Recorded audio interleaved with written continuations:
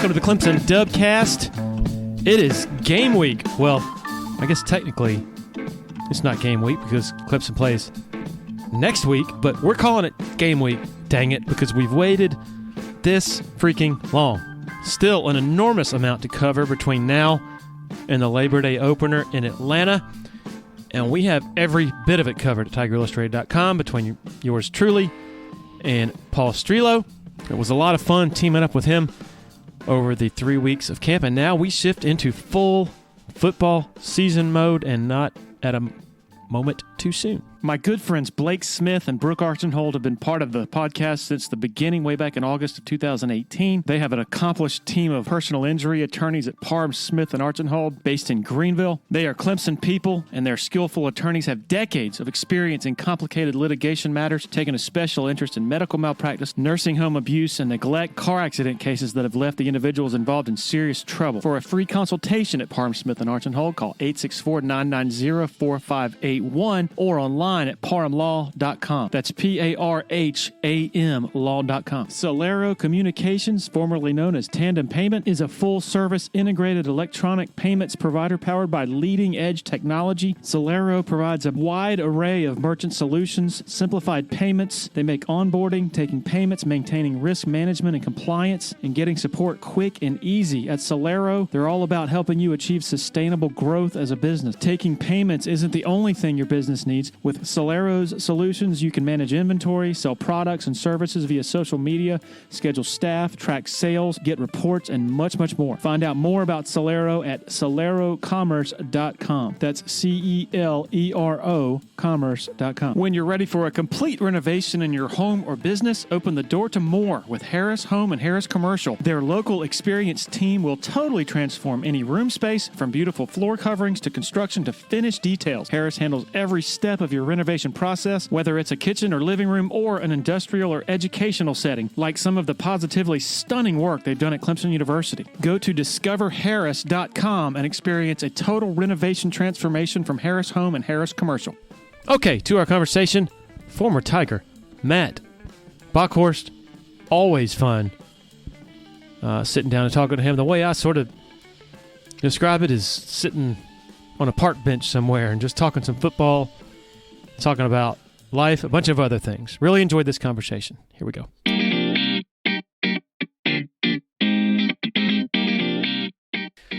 All right, joined by Matt Bockhorst, who I've been told he's, at the moment, sitting on the beach at Isle of Palms, sipping on a Bloody Mary, getting ready for the day. Is that accurate? Well, maybe not on a Tuesday, but fast forward to this weekend, and that could be the case. Update us. I just ran some parts of our interview we had, I guess, a couple of months ago that was sort of updating on what you're up to, but I'd like to get a more in-depth sort of look at that. So just maybe get people up to speed on why you're on the Isle of Palms, on whether you're actually wearing shoes, whether you're wearing a shirt, things like that. Yeah, so to answer those questions, I do wear a shirt every day. Shoes are a maybe. Zoom's a wonderful thing. So we can wear the office mullet and just look good up top. But no, it's been good. And obviously, I would assume if somebody's listening to this, then they would be familiar with my situation. But, when I got hurt last year, it was pretty evident to me quickly that was going to be the end of the road for 65. So it just kind of, culmination of a lot of things. After a while, and it's funny, I actually saw a guy who he was my age when we were getting recruited. His name's Nick Brahms, and he went to Auburn center, very smart kid, and he just he came back for his 6th year, which is very commendable. But I just saw this week on Twitter that he had medically retired due to just the wear and tear on his body. And that comes as no surprise to me, because I think especially when you're talking about O-line and D-line and the physicality of the practices throughout the whole season, it takes a toll. And especially when you're in a position where you have a lot of surgeries, that's a tough position to be in when you're 22. So I kind of hung it up, was very fortunate to be able to stick around and finish my MBA, which really allowed me to transition, I think, very, very gradually. If you contrast to a lot of the other guys, just having to make that switch kind of very quickly, bowl game's over and then it's all right, have fun in the real world. And I did start working in January, but it was a little bit more of a gradual transition. And so kind of fast forward to where I am now, still with the same group that I've been with since January, but down on Isle of Palms, as you said, which isn't too bad. It's been rainy as of late, but all things considered, it's not too bad. But so we're a private wealth management group, headquartered in Newport Beach, California, but have a big presence in Greenville and then starting to grow down here in Charleston as well, which has been great. It's been a lot of fun, learned a lot, got an opportunity to kind of experience some growth and kind of drinking from a fire hose, as Coach Swinney says, but it has been a ton of fun. And I know for certain this is kind of what I'm going to be doing for the long haul, which is exciting for me. And it's just crazy for me to kind of think back on a year or so ago compared to now, how much things can change. So you never know what's coming down the pipeline, but definitely not disappointed in where I am. And, when I was seeing all those guys at fall camp, I'm not sure that I envy them. Maybe a little bit deep down, but at face value, absolutely not. What is your typical day like? Like, are you just mainly on the phone and Zooms, like you said? Are you courting prospective clients and then, I guess, managing current clients? Can you give us a deeper understanding of what that is like? Yeah, kind of really all of the above.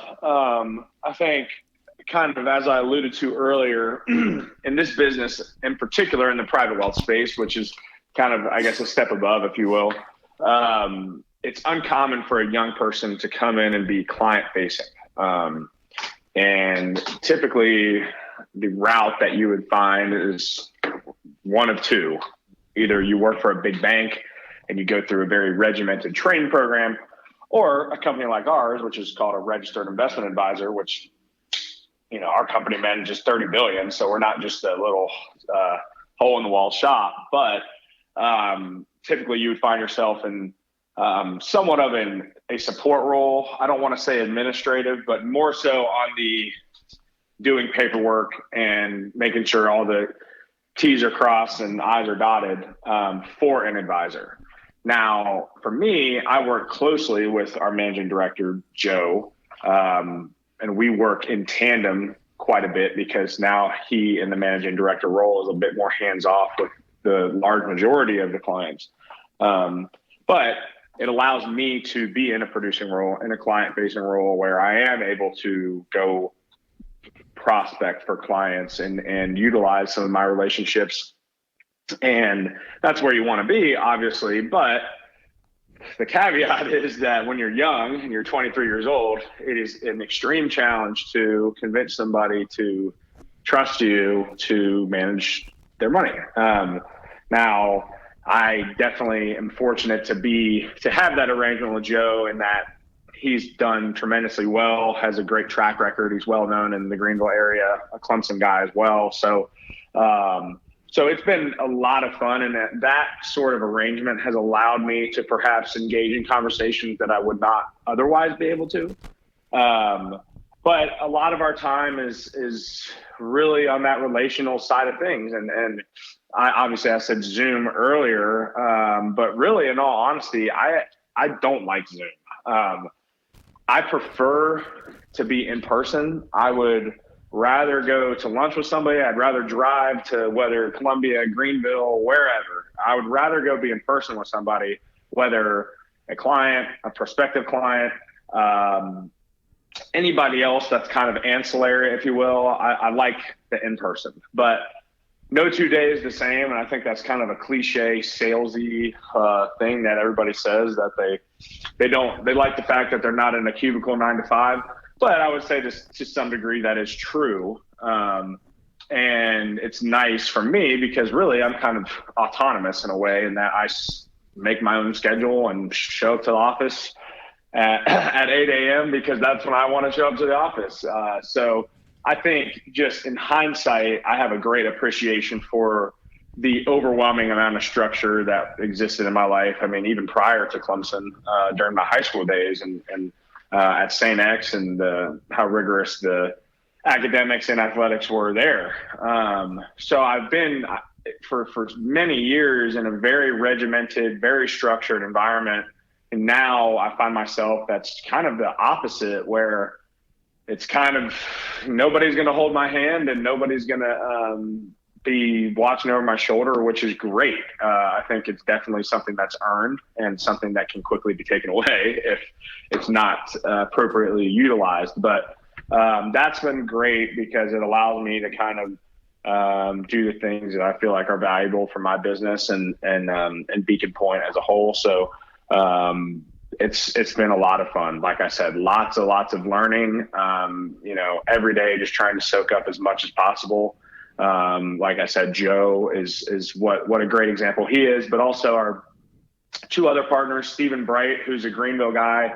People might know him from way back in the day.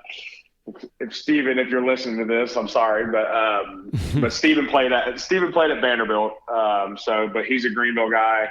And then our other partner, Kent Jaguar, he's a Wofford guy, which we won't hold that against him, but those two guys are fantastic as well.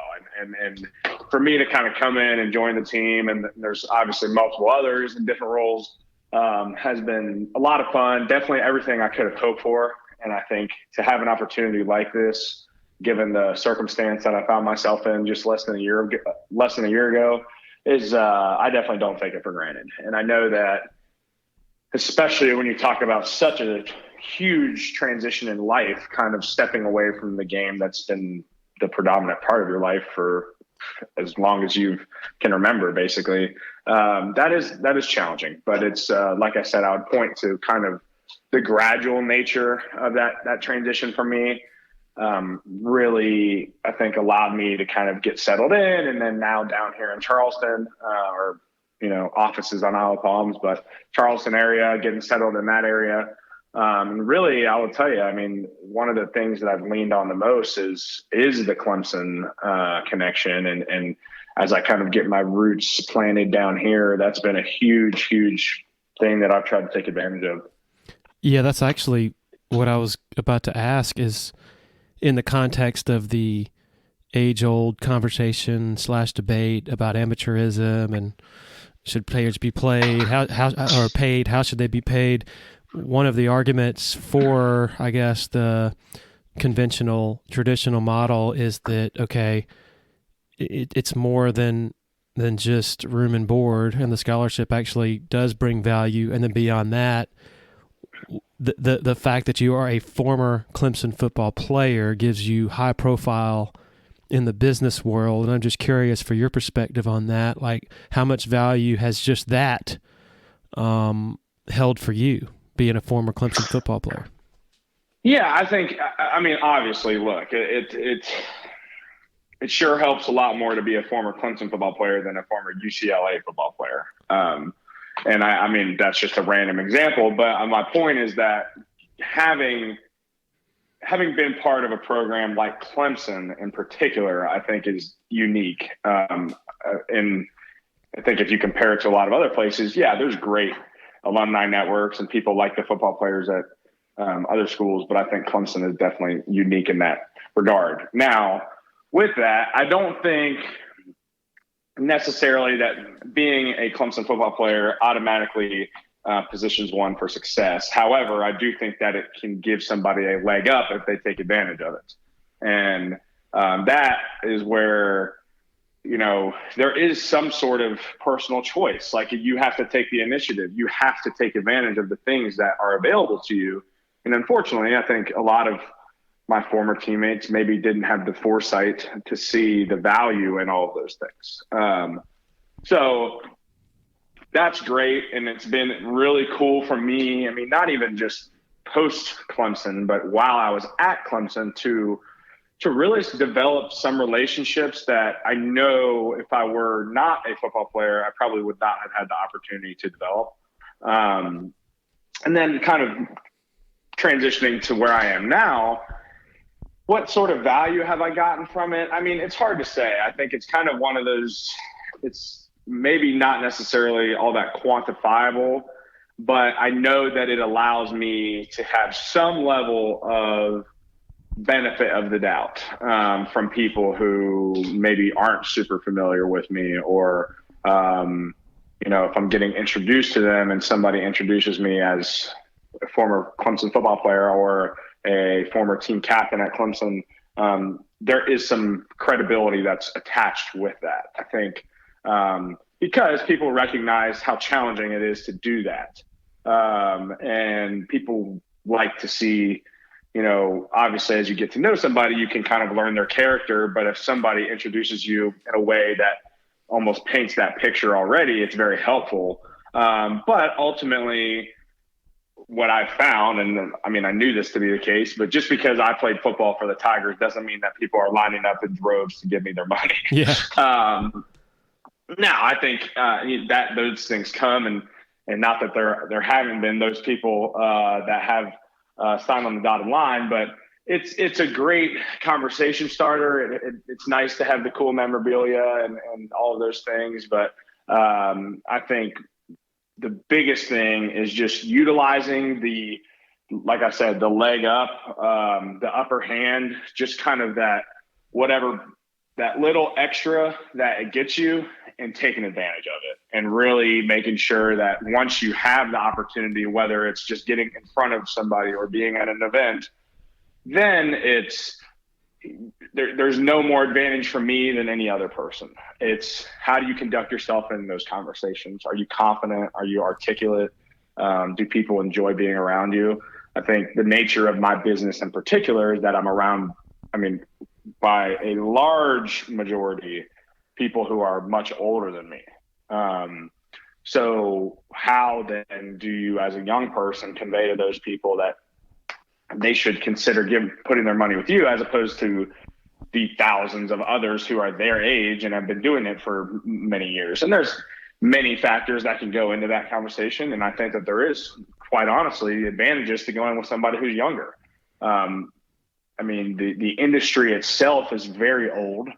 70% of advisors will retire within the next 10 years, and most of whom do not have a succession plan. So as a young person, there is a tremendous amount of opportunity, but it also takes patience. And I think the way that you build it the most sustainably is to build it through genuine relationships, and not just as a salesy approach, and kind of people feel like whenever you come around, they know you're hawking for money. Because I would never want to be in that position. I think, unfortunately, you might have people who will just write you off as being that, regardless, just because of the profession that you're in. But for me, the way I look at it is, if somebody wants to become a client of mine or ours at Beacon Point, I want it to be because they want to, and not because I swindled them.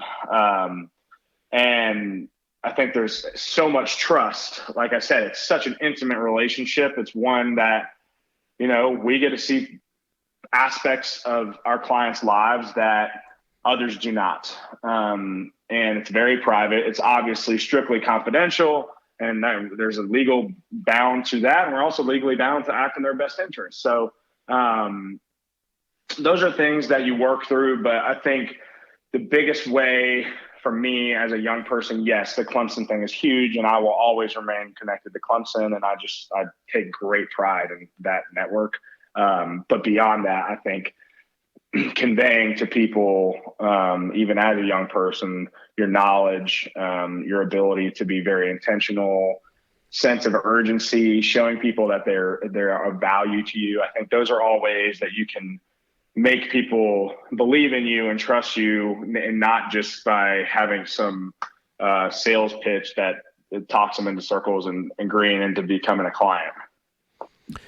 And when we talked a couple months ago, you were explaining that y'all are involved in facilitating NIL opportunities as far as setting up with college athletes? And it felt like y'all were sort of on the front end of it at that time. Can you maybe refresh and give a picture of where you are with that now, and how much of that is on your plate at the moment? Yeah, it's interesting on the NIL stuff. I think, number one, yes, we're still absolutely involved in it. We're still, we've continued to add new people. And as always, there's always people kind of that are in process of being brought on. But yes, we've continued that partnership. It's been very good. I know we've enjoyed it and really seen expansion around the company as well, where whether in another office somebody's son is a recruit or somebody's nephew, or regardless, I think people have now kind of almost started just thinking about things through that lens. I don't think, because prior, and the many, many, many years prior, it was never even a thought to have financial representation for a college athlete. It wasn't allowed. And now that it is allowed, I think people are curious. I think that there's a lot of questions. I can think to the one gentleman whose name I'll just leave out, but his son is a pretty respected recruit. And he's just asking me all these questions as a father, first and foremost. I think for him, obviously a very intelligent guy, but just a little bit of confusion, like, what's a collective? What does that mean? Why can there be multiple collectives at a school? Or just questions like that. I think that maybe I or many of my peers were asking a year ago. I think this has been a huge learning curve for all of us. But sorry about that. That's okay. But we're still involved, and it's education for sure. I think that's the way that we feel comfortable engaging in the conversations, is by not just saying we're doing this, but here's why we're doing it. And really, there's been no better opportunity to have those conversations than a year like this, where it's so up and down. You see the month of July just absolutely rockets, and then it's back down. And I think for whether it's the average investor who maybe isn't super well versed in portfolio management, we'll say, or even somebody who's just getting off the ground, who's a young person and their knowledge is very rudimentary, it's kind of scary because they, when just seeing the dollar value go down and looking at it every day, it doesn't do much for peace of mind. But there's conversations we have about it and explaining why we are comfortable with looking at those numbers.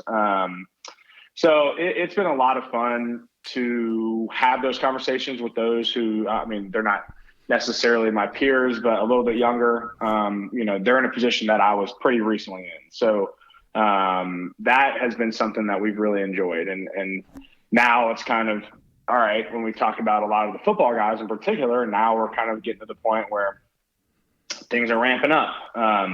And so learning how to navigate all of those conversations and learning how to carve out time to make sure we are still having them, I think, is the most important thing. But that's still been an aspect of what we're doing, absolutely, and something that we believe in. And I think it's, as I probably said last time we spoke, it's just a very natural transition for us, given our background with pro athletes and my background personally. So we've really enjoyed that, and we look forward to that continuing to grow. Do you have a gut feeling, or sort of a take on the way Clemson is positioned to deal with NIL long term? Like, obviously here in the short term, with it was still new, we're a year in, but Clemson obviously is doing pretty well. They've crushed it in recruiting over the last several months. But I wonder, 5 years from now, once it becomes, it's moved so rapidly in the last year that now it's just sort of commonplace to hear, oh yeah, this kid from California is getting $8 million to go to Tennessee, things like that. So I wonder, with some of the high-profile players, like, let's just say hypothetically Trevor Lawrence during his recruitment, hypothetically, he's considering Georgia.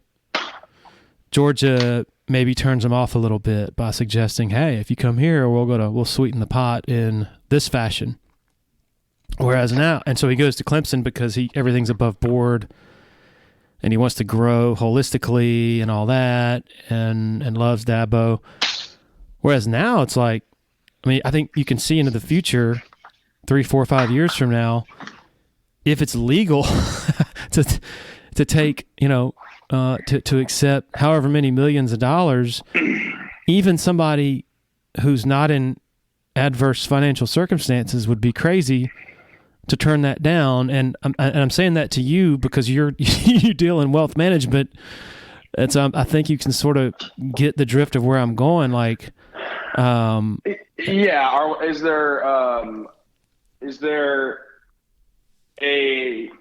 does that kind of character opportunity, if you will, still exist? And right. That Clemson was almost an anomaly in that people might go to Clemson because they weren't playing the other games of, hey, do you want this X, Y, and Z? And people knew that because Clemson was on the straight and narrow that they felt like that was the best place for them. I think time will tell. I think, as you said, look, we're 13 months into it, which is insane to think. No, excuse me. Yeah. 13 months. No, I think actually 14, regardless. Oh, okay. Yeah. Regardless, it's in its infancy to the largest degree. In 5 years, who knows if even the collective model will be allowed.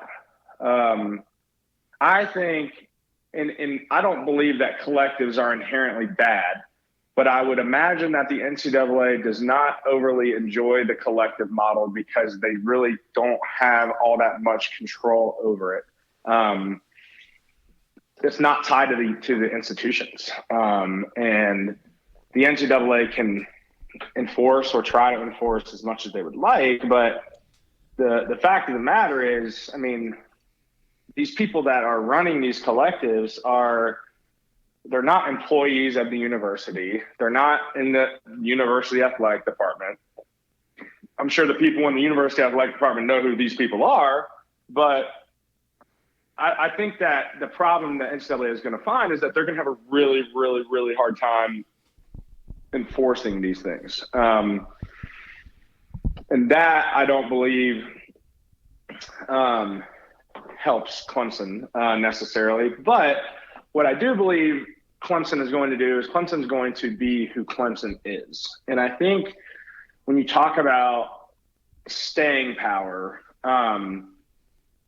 people like the brands that stay consistent in who they are. And they like them because they know that they hold true to their values, and their values aren't just a slogan. And so with Clemson, obviously you must adapt, you must modernize, and you're seeing these renovations with the stadium and even the football complex. It's like my first class, or excuse me, my recruiting class, 2017 was the first recruiting class in the Clemson, in the Reeves complex. And Luke Price, who's the lone soldier, well, I guess Hunter Johnson with an asterisk, but our two faithful are still riding out, and what have we seen? So going into their last season, they've already actually seen renovations done to the facility that they walked into when it was brand new. Think about that. Yep. Which is crazy, but it's the nature of the beast, I think. And so with that, obviously, and I haven't been to the facility in several weeks, but I know that they're doing the what's the cab? Yes, the cab. And I'm not sure what the progress is on that. I'll be up there in a couple weeks, but I think that they're going about things in the right way. I think NIL by nature, everybody wanted to be first. They wanted to be first to market. They wanted to move fast because it was kind of lightning in a bottle. But I do think that it could really pay off to just kind of be low and slow, to almost sit back and watch to a certain degree. And I don't mean that as insofar to say that Clemson should be passive or not try to actively take advantage of things that are now within the rules. But I do think that Clemson has never been impulsive. It's always kind of laid the groundwork brick by brick. And so now we stand on an extremely solid foundation. Things are changing, absolutely. I think even with the transfer portal stuff, I think it's a fair pivot for Coach Sweeney to say, if we must get somebody from the portal, then we must do it. I'm not going to do something that's to the detriment of the team because I'm stubborn about my principles. So the NIL, to answer the question, we'll see. But I think that Clemson and the passion that surrounds Clemson, the foundation of the program, I think is so solid that I would be shocked if here we look up in 5 years and they've all of a sudden fallen behind the 8 ball. And to sort of to Clemson's credit, to the credit of the culture that Dabo has built, I don't think you're ever, regardless of what it looks like, with NIL or whatever form it takes, you're never going to have a shortage of parents, of recruits who want their son to be taken care of, who are thinking beyond football, who are thinking, wow, college degree. That, to me at least, that sales pitch and that track record is always going to resonate with a significant number of families. Does that make sense? Yeah, and those are the families that you want. I think about like a KJ Henry, who was very highly recruited, if I remember correctly. Yep. And he said that one of the deciding factors for him was Paul Journey. And I can tell you right now, I'm honestly getting chills thinking about it. I would not be sitting in the seat I am today if it was not for Paul Journey. And it's not to say that, I was handed a job on a gift platter, but the experience I got in the internships allowed me to find my passion and the experience to be able to speak with people who are benefactors to whether the university, IFTE, or even Paul Journey in particular, or all of these things, they add up. And I think you hit the nail on the head. It's those families, I was very fortunate to be raised by my parents who instilled in me the value of an education and the importance of that. And yes, football is important too, but Coach Sweeney says all the time, how you do anything is how you do everything. And if we can get more guys in the door who believe in that and really live that out, Clemson will be fine for years to come. And it's probably almost, and I mean, kind of to your point earlier about, we've always kind of made our money that way. And I mean, that's probably a bad term to say that, but, or say it in that way. But, we've always kind of had that advantage of people know that when you come to Clemson, it's more than ball. And that it does attract a specific type of recruit and a specific type of recruit's parents. So I don't think that this new NIL landscape negates that, but it does. There's adjustments that will be made and different ways to do things. Clemson now has a fund for academic performance for scholarship student athletes where they're incentivized each year by an additional stipend. That's pretty sizable when you're a student athlete. So there's ways I think that they've modernized it and tried to take advantage of all that's out there. But ultimately, and it does worry me a little bit, just college football as a whole, I really, really would hate to see the foundation get away from the college experience and from getting an education and from, having a place to belong to. And for me, I know for certain I will come back to Clemson for the rest of my life. And I take great pride in that. And, I would hate for it to get away from that because people are so focused on the almighty dollar. If you're in the Eastern Midlands and PD area and you're in any way interested in buying and selling a home, commercial property, land, need to consider reaching out to Uptown Realty. They're based out of Sumter and run by a friend of mine, Patrick Enzer, big Clemson guy, used to cover the Tigers in a newspaper capacity, longtime supporter of Tiger Illustrated, longtime listener to the Dubcast. The home buying process should be an enjoyable experience, so let Patrick and his staff do all the heavy lifting. All you got to do is pick up the phone and call 803-774-0435 or go to uptownrealtysc.com. Want to share a quick word about Founders Federal Credit Union? If you've been to a sporting event in Clemson, you've probably heard about Founders already. They are the official credit union partner of the Clemson Tigers. In addition to that, all Clemson faculty, staff, and students are eligible for membership as well as IPTAY members. Matt Gross is a proud Clemson alum and the vice president for the Clemson market for Founders Federal Credit Union. Matt's office is located beside the Walmart Neighborhood Market on Old Greenville Highway in Clemson. For more information, go to foundersfcu.com. Another loyal supporter of the Dubcast is Blackacre Law Firm in Greenville, a subsidiary of Parham Smith and Archenhold. Blackacre helps South Carolina residents achieve their dreams of home ownership by providing experienced professional representation for real estate closings. Attention to detail is crucial in real estate law. Blackacre is committed to making sure nothing gets by them preparing residential or commercial closings. Blackacre also offers estate planning services for their clients in the Greenville area. Find out more about Blackacre at 864-326-3507. All right, let's talk ball. I am fired up. I am fired up to talk offensive line and the latest developments. Of course, one of the big developments during the spring was Will Putnam really taking to the center position, and then the biggest development of August camp, in my opinion, was also in the offensive line. Blake Miller emerging as a starter-worthy right tackle, according to everybody who's been watching, including the coaches, which means Walker Parks over to right guard. I'm sure you've picked up on this from all of your relationships you have, but it feels like there is lots of optimism about where they are with that first five and the possibilities that can come with them being able to force the issue with the running game. Is that pretty much what you're picking up as well? Yeah, well, I was going to say, pun intended on Blake Miller being the biggest development, because he's a giant, for those who don't know.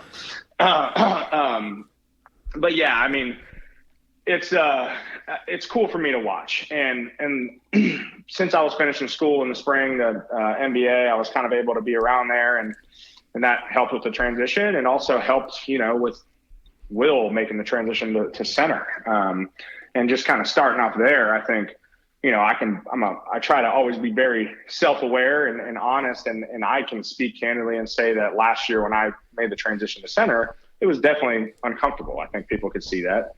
And, it wasn't what I hoped. I think for me and my kind of last ditch NFL efforts, I felt like that was the best route. Now I came to the realization that, hey, I just don't think that my skill set as a player, and the kind of job of a center and the lack of space, especially in the run game, I felt like that did not play well to my strengths as a player. I think my strengths in the run game in particular at guard were really firing off the ball and kind of getting that movement. And I liked having that buffer at guard. You're farther off the ball. But for Will, I think that he has transitioned tremendously well, much better than I did. And it was very clear to me in the spring that it was so much more comfortable more comfortable for him. But I mean, and this might be a stupid line of thought, but I think that it can be traced back to Will's outstanding career as a wrestler. I think that, and my belief is that obviously there's people out there that have always said that wrestling is a great cross trainer for offensive line, but I think in particular the center position, there's value there because it is so close quarters, and the leverage and learning how to kind of move somebody without having any momentum is, I think, something that that's a strong suit of his, and that helps him a lot as a center. Now, also in the center, the pass pro stuff is a little bit different, and that takes some getting used to, but I think Will and his success there at center is an absolute positive for the offensive line and the team. And now you've seen it kind of frees up some other shifts. And for Blake to come in, I know it was very evident in the spring, just from my observations, that I think the biggest thing for him, as somebody who's so tall, it's uncommon for somebody who is that tall to come in as a freshman and be physically developed to the degree that he is. He's very strong. I mean, he's very strong. And that, I think, above all else, allows him to kind of have this opportunity to play early because he's physically ready. Now, I am extremely high on Blake Miller. I'm extremely high on Colin Sadler as well. But I also would like to say that regardless, I think they will both be excellent players and are already far advanced for their age. But, I mean, there's going to be some challenges. There's going to be growing pains. They're freshmen. And so as high as I am, and I love what the O-line is looking like, you know, I think we should also be giving him some grace, both of those guys, all of them, especially early on, as they figure it out. But I love the lineup. I think Walker at guard is a great move. I think he is a natural guard. He projects at guard. And I think it really allows him to, you know, guards are going to be pulling more often. Walker does really well in space. So those are all great things. And obviously you've got Jordan on the left side, who's complete lockdown, and Marcus as well. I'm excited for Marcus. I think for him to kind of take that next step into his second season, getting more comfortable, getting really understanding the details. And that's kind of, you know, I think Marcus, if you think about him last year, super, super, super talented. And he will, like Blake and Colin, be an excellent player. And I think for him, I mean, man, it's tough to be thrown into a position like that as a young guy starting off against Georgia. You know, now he's more comfortable. He understands the playbook and the nuances of the offensive line play. So I'm really, really excited for those guys. And I know that they've enjoyed Coach Austin and all the things that he's implemented, along with some of the changes that have come with Coach Streeter. So it's a very exciting time. I think, hey, I mean, talking season is really almost over now. Thank God. Coming quick, I know. So, and then really, I think the challenge has been the past couple of years and is just the depth. And now it's like, okay, we've got a couple guys beyond that starting five. We need some really, really good guys to come in and be able to play. And, you know, there's some personal ownership there from each guy. I think you've got some guys in their second and third years that really need to continue to take that step. But getting that first five kind of locked in, I think by the second scrimmage at camp, it was solid, which is good. That helps them start to learn how to play along with one another. And there's not so much shuffling around. I think having that continuity is good. So I'm really excited for them. Obviously, we've got a freaking stable of backs. I mean, all those guys just bring something different to the table, and they're all great players. So I'm excited. I hope they can run the ball for 250 yards every game and then some. I would love to see that. Yeah, the focus on finding the best five and then sort of the sensation that is created when Blake Miller proves he's good enough to be one of those five, it really overshadows what you mentioned a second ago.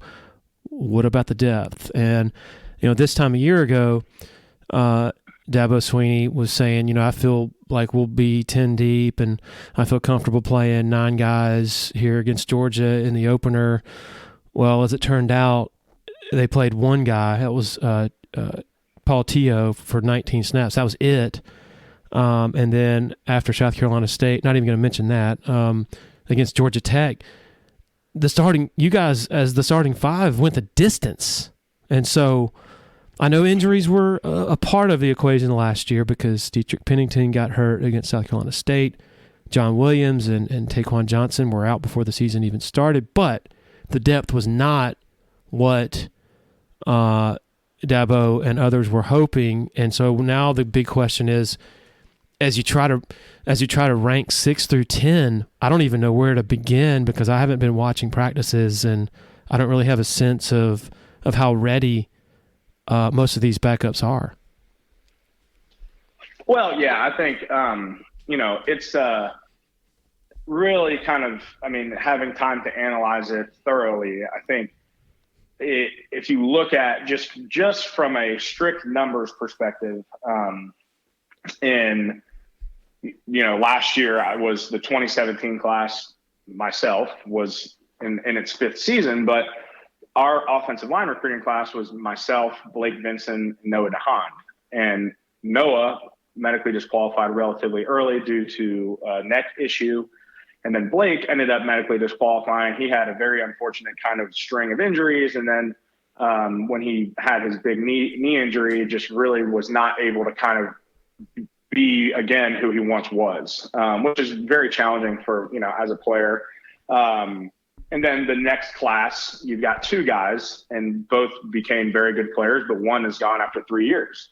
So then you're left with your fifth-year class and your fourth-year class have one player who's playing. And then in the third year, those who are third-year players, you've got Will Putnam, obviously, who's played and played a tremendous amount of football. And you also had Mason Trotter in there, who's not available this year. But, the list goes on. And I guess my point is that we found ourselves, especially in the past two seasons, and to some degree still now, where the depth we're relying on was very young. And I remember when I was a freshman coming in, and granted, I was coming off of injury, but regardless, I don't think that would have made an impact. I was coming into an offensive line room that was very, very deep, very deep. And I had a very not good chance of cracking the two deep as a freshman. And then what I found in 2020 and perhaps even 2021 is that those positions on the second team were kind of up for grabs. And I know us as the older guys were trying to convey to those younger guys how much of an opportunity that is. And you only know what you know. And you can't fault those guys for, I don't want to say they didn't value the opportunity, and it's kind of overwhelming, but that dynamic has certainly existed. And I know that moving forward, I would hope that they will continue to try to be consistent from a numbers perspective as far as how many scholarship guys they bring in each year. And those numbers are going to vary by nature. But, I think we've got a couple guys now who are in that third year.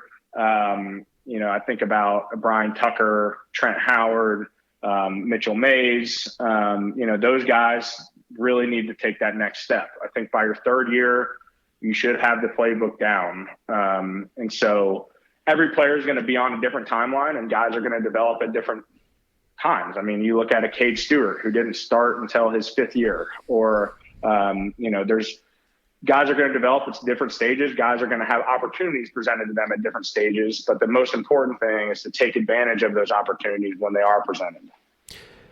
I remember last August, a couple of weeks maybe before the opener, I watched Georgia's bowl game against Cincinnati, a replay of that from the year before. And I remember in the moment on New Year's Day, I guess that game was, I'm like, oh, wow, Georgia almost choked against Cincinnati. You're sort of watching it casually. But then I sat down and watched it more closely and watched that defensive line and linebackers, and I'm like, oh, my God, these dudes are monsters. I'm wondering from your perspective, and you're very self-deprecating when you said Will Putnam just took to it much better than you did. In fairness to you, he had a head start. Well, I don't know when exactly you knew that you would be the center, but I'm guessing it was late July, early August. When did you say, in light of how good that Georgia defensive front clearly was going into that game, when did you say, pardon my French, oh shit? Yeah, candidly speaking, the center thing for me was kind of definitely under consideration in the spring, but following the 2020 season, I had a surgery. It was an arthroscopic surgery on my left knee, but it was also somewhat involved. And I had ongoing issues with that left knee for essentially my entire college career. And so we made the decision to, that I was not going to be doing live work in the spring, which helped me because I needed that. But on the flip side though, then I was not taking live reps. And especially I think if nothing else, just the snaps, and learning how to have consistent snaps when it's really a live scenario. So then, and this was kind of just, it was very unfortunate. Going into the camp last year, I pulled my calf, which is in conditioning, which is such an annoying, stupid injury. I just, the timing of that was frustrating, but I wasn't live for the first kind of 3 or 4 practices at camp. And then as soon as I kind of got back live, I probably had a day or so of snapping, and then it was like, all right, have fun. And look, I at that point, like I said earlier, I think I realized that if I was going to try to have an opportunity at the NFL, it would have had to be at center, just from just a size perspective. I think intangibles, the profile would fit with a center more. I knew candidly that now, following all of my kind of knee issues, I was not quite as fast. Not that I ever was fast, but I think that, I could tell that I was maybe not necessarily moving around as well as I once had. And I mean, the first scrimmage last camp was in the indoor, and they were running either a head-up nose with Brian Brzee or 2 A-gap players with Brian Brzee and Tyler Davis. And that scrimmage was not fun. It was not fun. So, and to answer your question, was there ever a moment when I was like, oh boy? To be quite honest, I mean, as a competitor, I don't know that there's ever been a position or especially prior to a game, when I was kind of having that mindset. I think I always, whether right, wrong, or indifferent, had the mindset going into a game that we were going to dominate. And, that's just, I think as a competitor, it's kind of, that's the mindset you need to take. Now, during the game, I remember in one play in particular, I kind of had a back block where I was filling on the big boy, number 99, and I kind of like bounced off of him. And at that point I was like, oh boy. Now I will say, and those, I mean, like you mentioned, the linebackers, just what a talented group. I mean, that front seven, it's, they're on par with some of those great Alabama defenses. Absolutely. But, during the game, I would say it was really just 99 for me. He was so big that I felt like our ability to run the ball was just totally neutralized. And when he's plugging up the middle like that, they had other great players as well. I want to say 88, 95. Those guys are good players as well. And the backers, I remember 44, great players. But regardless of rankings or NFL prospects, we're used to playing high level players. I think it's just when you play a player in particular, like Jordan Davis, I could draw a very easy comparison to Dexter Lawrence, and the fact that I remember when Dexter was still at Clemson, I hated going against Dexter because he was so big and so hard to move. And even some of the other great players like Christian Wilkins, who would win more reps against me than I won against him, I still felt like I could at least compete, or I could get my reps against a guy like that. I could win certain battles here and there, but those really, really big guys, especially as, for me, I mean, if our interior offensive line, the biggest player is 315 and that guy's 360, those numbers don't quite add up. But I think, it's part of being a competitor, and you have to be able to, after that Georgia game, tough loss. I mean, it's brutal to play offensive line and not score a touchdown. I mean, it's so frustrating. It's it's tough. And, then kind of moving on down the line, obviously South Carolina State, you can just throw that one away. And then it's Georgia Tech. And really, to some degree, it's the same thing. We just could not move the ball. We did not have the explosion that we normally enjoyed. So those are really challenging things to experience. And, obviously the film sessions aren't fun either. So we're definitely held accountable. I think it's obviously we always want to not publicly be critical of our teammates, or I know the coaches don't want to be publicly critical of the players, in a negative way. But I think that then at times can lead people to believe that everything, nobody's held accountable, I guess would be my point. And that is certainly not the case. Okay. So a year ago at this very time, everybody out here in the outside world was thinking, man, this offense isn't going to miss a beat. DJ Uiagalelei was just masterful in his 2 starts against Notre Dame and Boston College. Yep, they got another generational quarterback. It's just going to be more of the same inside the building, sort of behind the curtain, going into the season.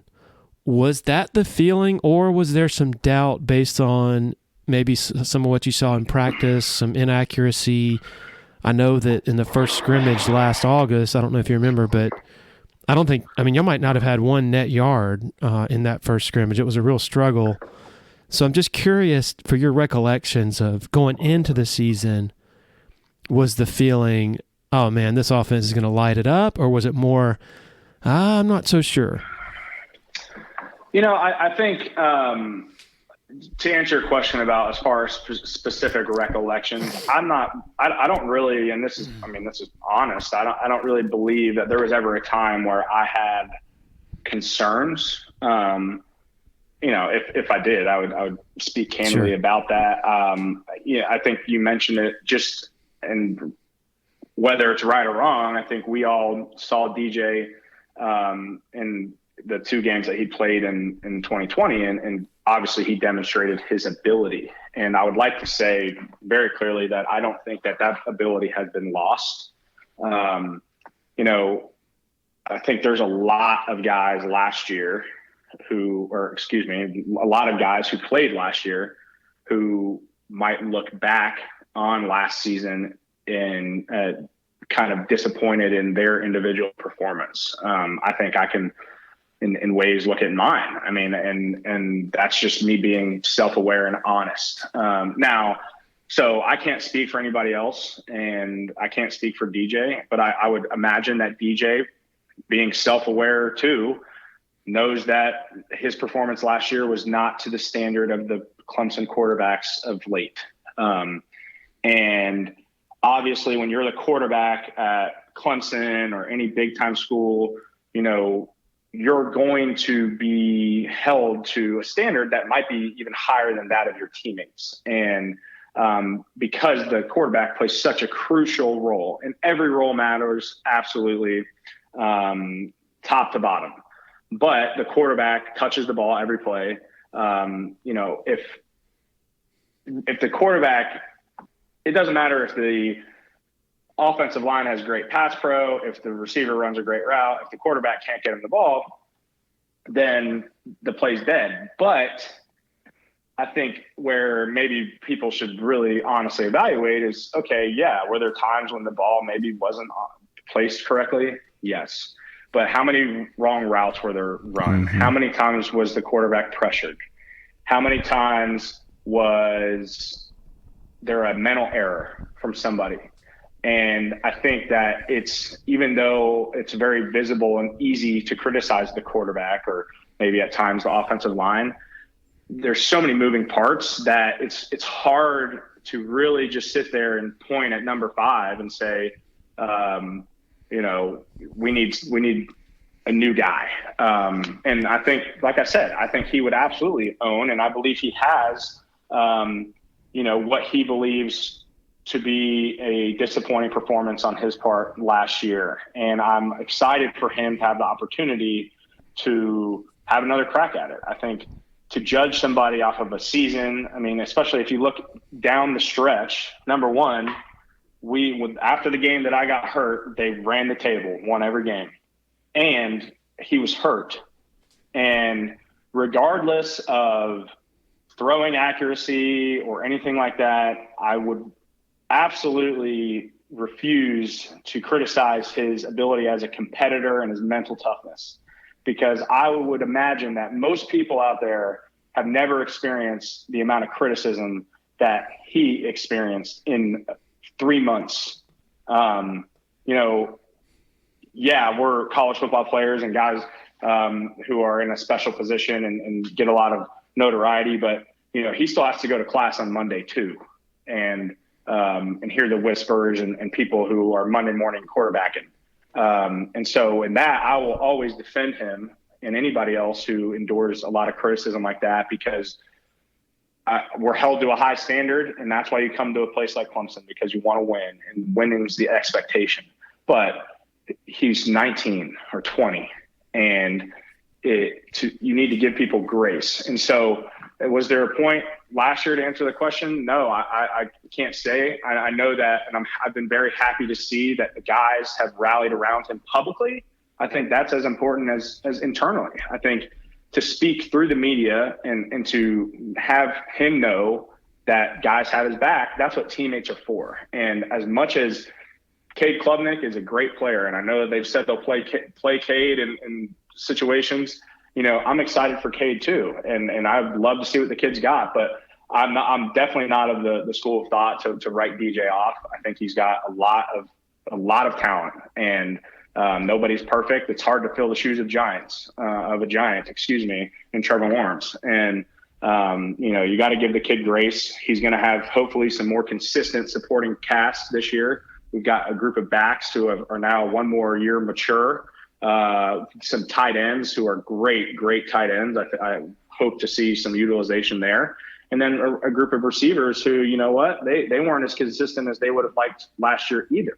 So everybody collectively has some ownership there. And I think that there's a lot of excitement, and it's been a very kind of refreshing year for Clemson because of so much change, and sometimes change is a good thing. So, I'm excited for DJ. I've got faith in DJ. I believe in DJ. We've seen it. Whether or not people want to talk about his performance last year and consistency and all these things, he has demonstrated very clearly his ability to play at the high level. Now let's do that consistently. Great points all around. You mentioned you were here during the spring.